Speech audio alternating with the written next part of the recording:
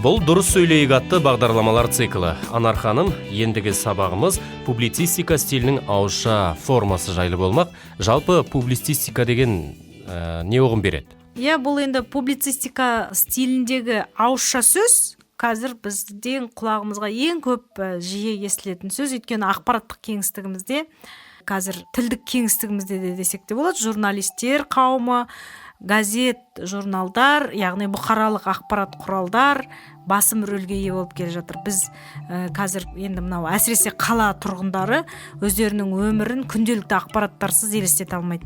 Енді соның көп бөлігін біз ауызша түрде тыңдаймыз. Шынын айту керек, қазір өзі сондай заман болып бара жатыр. Бары асығыс, көбіне мысалы көлігін жүргізіп келе жатып радионы қосып ақпараттарды тыңдай салады.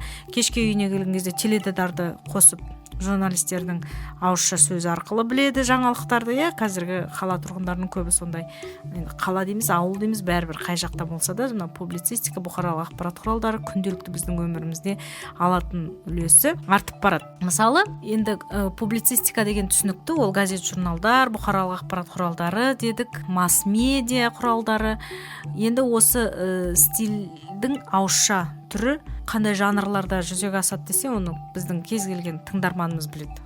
Ол ауызша формадағы бағдарламалар, немесе журналистпен кездессеңіз де оның айтып отырған әңгімесі де сол өзінің кәсібіне қатысты мәселені талдауы, сараптауы, оның барлығы сол публицистикалық стилінің ауызша формасында жүзеге асады.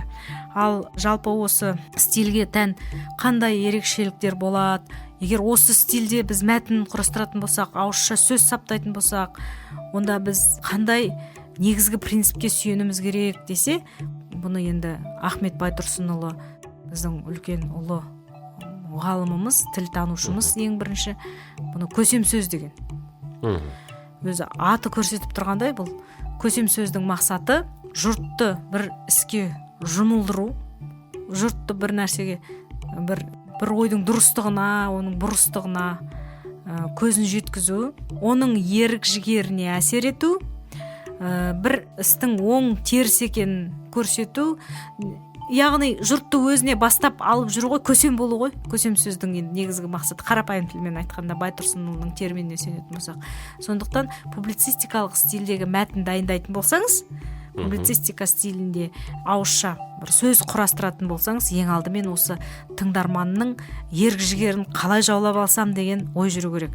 Ал ерік жігерді жаулап алу, ол ақылына әсер ету, сосын эмоциясына әсер ету. Сондықтан публицистикалық стилдегі қолданылатын сөздер интеллектуалды сөздер болады, яғни ішінде күнделікті біздің қарым-қатынасымызға қажетті салаға қатысты терминдер болады. Ол экономикалық терминдер, саяси терминдер, тіпті бір ғылымның саласына қатысты терминдер болуы мүмкін. Және соның жанында сіздің эмоцияңызға әсер ететін бағалауыштық сөздер жүреді, экспрессиялық сөздер жүреді, эмоциялық сөздер жүреді.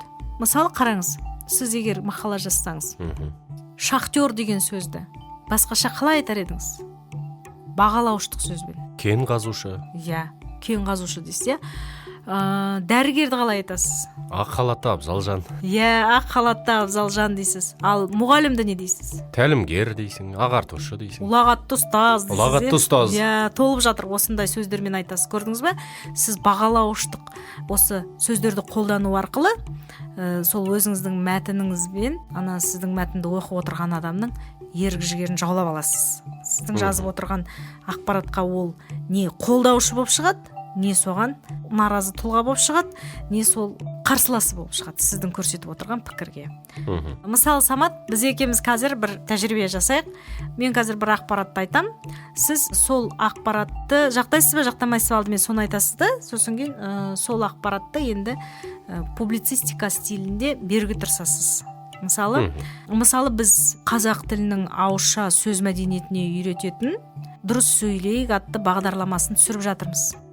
Сіз осы мен айтқан ақпаратты жақтайсыз ба? Жоқ, осы ақпарат сізге ұнамайды ма? Жақтаймын, әрине. Енді осыны жақтайтын болсаңыз, осы мен айтқан ақпаратты журналист ретінде публицистикалық стильдің бедерін сақтап, шарттармен айтып көріңізші. Бір жаңалықтар жанрында, жаңалықтар деген топтамада, мысалы, сіз осы ақпарат жеткізуіңіз керексіз. Бүгін желтоқсан айының 9 күні дұрыс сөйлейік атты бағдарлама жарық көріп жатыр. Ол бағдарламаға қатысатын Ахмет Байтұрсынұлы атындағы тіл білімі институтының директорының орынбасары Фазылжан Анар Мұратқызы. Бұл жерде енді сіз, Самат, жақсы қолдандыңыз, жарық көріп жатыр деген оң әсер тудыратын етістік.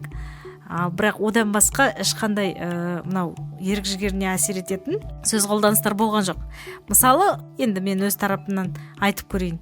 Егер мен журналист болсам, былай айтатын: бүгін ана тіліміздің ауызша сөзінің, ана тілімізде ауызша деген тіпті керек жоқ. Мысалы, бүгін ана тілімізде дұрыс сөйлеуге үйрететін сондай маңызы зор қазіргі кездегі әр қайсымыз үшін қажетті осындай бағдарлама, дұрыс сөйлейік деген бағдарлама жарыққа шықты.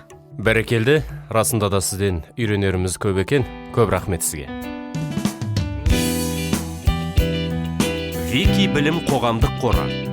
Қазақстан Республикасының Мәдениет және спорт министрлігі тілдерді дамыту және қоғамдық саяси жұмыс комитеті тапсырысы бойынша дайындалған. Алматы қаласы, 2015 жыл.